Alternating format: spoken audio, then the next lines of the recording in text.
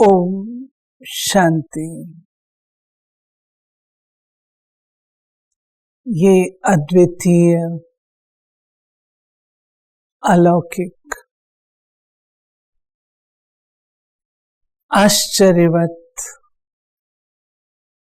संगम युग का जीवन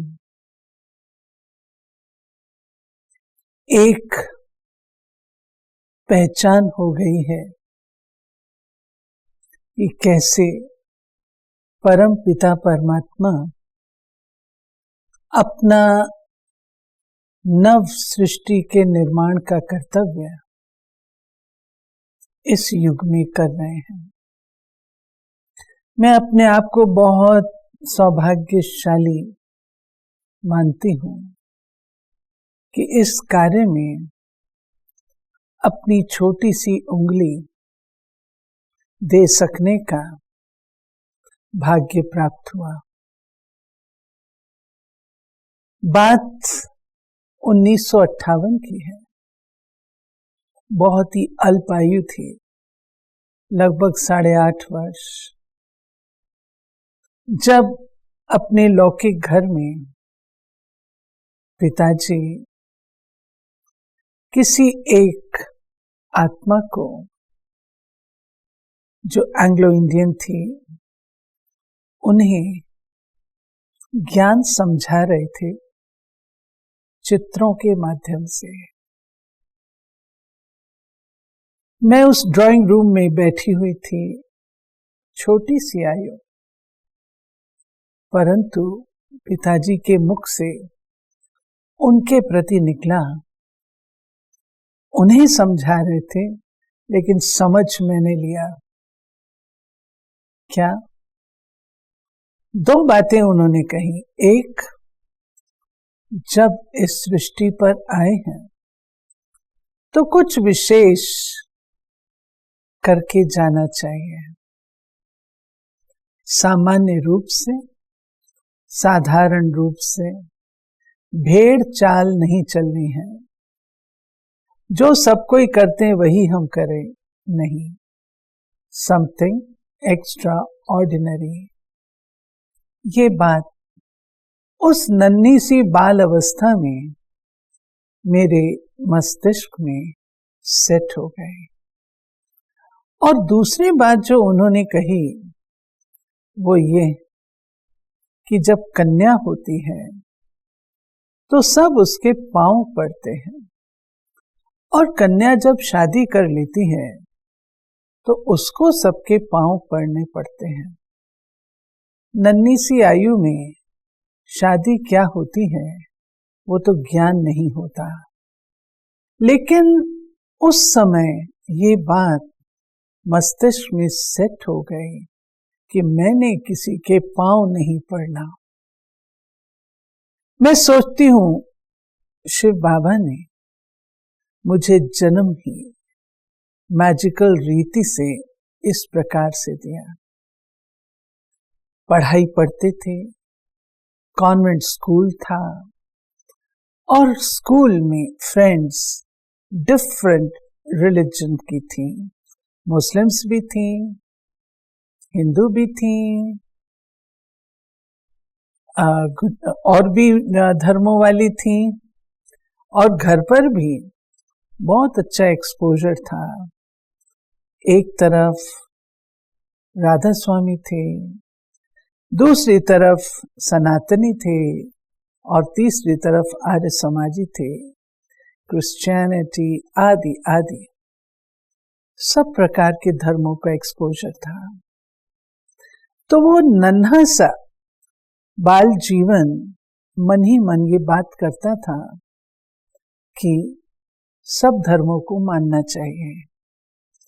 अगर एंड में ये धर्म फेल हो गया तो ये वाला धर्म बचा लेगा, ये फेल हो गया तो ये बचा लेगा। बाल बुद्धि, और इस प्रकार वो जीवन चलता रहा। बड़े होने पर थोड़ी समझ आनी शुरू हुई, तब ये समझ में आया कि वह कार्य जो शिव बाबा कर रहे हैं वो तो संसार में कोई ने नहीं किया। शिव बाबा नई सृष्टि की स्थापना पवित्रता के आधार से करते हैं और आज दिन तक किसी ने भी इतने लाखों को पवित्रता का व्रत लेकर जीवन जीना सिखाया हो कोई भी नहीं है।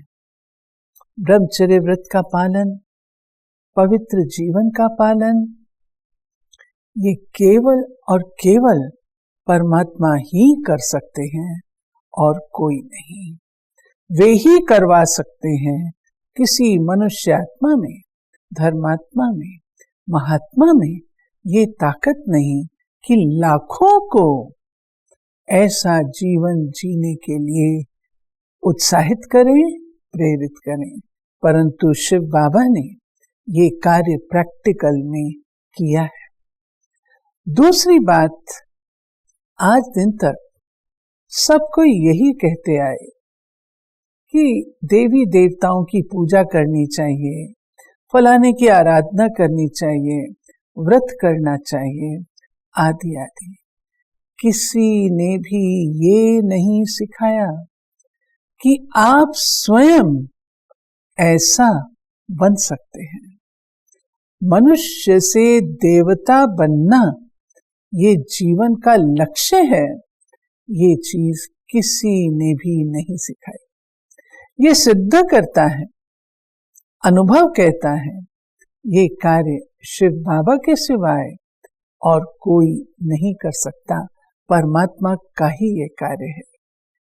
इसी रीति से जब शिव बाबा को याद करने बैठते हैं तो मैं अपना एक अनुभव जो योग की स्थिति में हुआ, मुझे दिव्य दृष्टि का अनुभव नहीं है, साक्षात्कार का अनुभव नहीं है, परंतु ये अनुभव अवश्य है।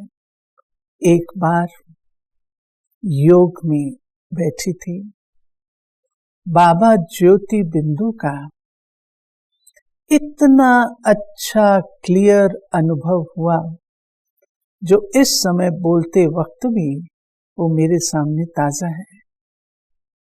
अतीन्द्रिय सुख का अनुभव जो उस समय मैंने किया वो अभी भी तरोताजा है।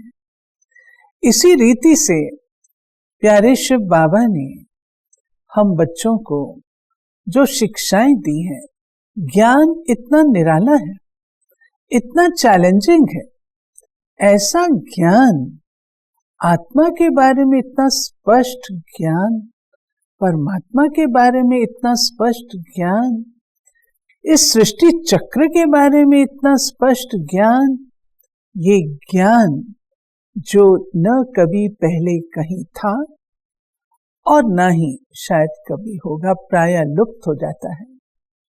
तो ज्ञान के आधार से भी ये अनुभव कहता है, ये ज्ञान परमात्मा के सिवाय और कोई नहीं दे सकता। मैंने ज्ञान के आधार से प्यारे बाबा को पहचाना और शिव बाबा ने अव्यक्त रूप से भी, साकार रूप से भी और अव्यक्त रूप से वो एक हैं, इसका बहुत क्लियर अनुभव मेरे पास यूं रहा। एक बार शिव बाबा ब्रह्मा रथ में जब थे तो सम्मुख देखकर बहुत मीठी पावरफुल दृष्टि देकर कहा, सदा याद रखना, जैसा कर्म मैं करूंगी मुझे देख करके और करेंगे। ये एक लीडरशिप क्वालिटी है। और जब मैंने शिव बाबा ब्रह्मा बाबा से अव्यक्त रूप से मुलाकात की तो पहली मुलाकात में बाबा ने जो लास्ट मुलाकात में कहा था वो पहली मुलाकात में लगभग रिपीट किया कि बच्ची याद रखना, तुम्हें अनेकों को आप समान बनाना है। और मैं पाती हूं कि उन पोजीशंस पर बाबा ने रखा, जहां देखने वाले एक नहीं अनेकों हैं। इतना क्रांतिकारी जो कार्य है पुरानी सृष्टि को नया बनाने का, वह है निर्विकारिता से। देह अभिमान पाप का मूल है। देही अभिमानी अवस्था नई दुनिया की शुरुआत का बीज है। वे बीज शिव बाबा ने बोए हैं और आज इतनी संख्या में निर्विकारी आत्माओं को, जिनका जीवन बदला है, परिवर्तित हुआ है, इन आंखों से हम देखते हैं, अपने निजी जीवन को हम देखते हैं, तो महसूस होता है ये कार्य शिव बाबा के सिवाय और कोई नहीं कर सकता। और शिव बाबा ने कदम कदम पर बहुत मदद की है और करते हैं, जो ख्याल और ख्वाब में नहीं होता, जो कभी सोचा नहीं होता, जो कहीं संकल्प में गौण रूप से पड़ा हुआ होता है, मैं देखती हूँ वो साकार हो जाता है। जिसके लिए अपनी सामर्थ्य नहीं होती, लेकिन उस पिता की गुप्त मदद सदा हर कदम पर साथ रहती है और उसे अनुभव करती हूँ। ओम शांति।